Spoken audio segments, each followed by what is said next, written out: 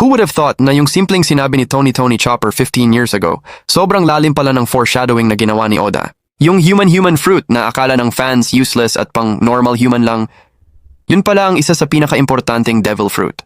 Ito rin ang posibleng third devil fruit na hinahanap ni Marshall D. Teach Blackbeard at kahit si Roxy Sabek noon gustong-gusto makuha to.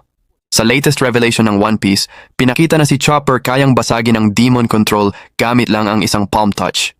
Instant nawawala ang pagkademonyo ng isang katawan. Take note, normally kapag naging demon puppet ka, kailangan mamatay muna bago ka bumalik sa normal. Walang ibang paraan. Pero si Chopper, isang hawak lang, balik agad sa original form. Dati, sabi ng fans, pag kinain mo human fruit wala kang special powers.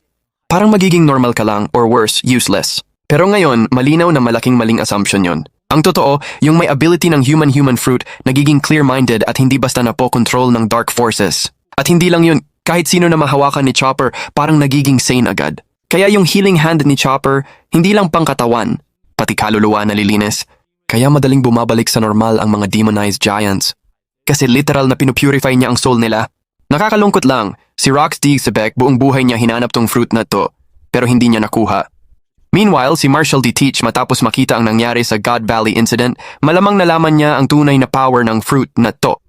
At doon niya na-realize, ito ang ability na pwedeng kumontra kay Imu, ang misteryosong ruler ng world.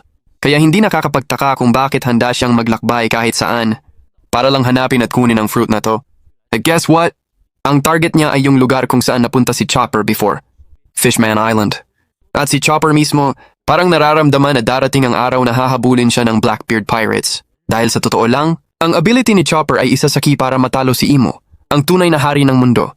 Kaya in the future, kung makakasurvive ba ang Straw Hats sa next big war, baka nakadepende na kay Tony Chopper.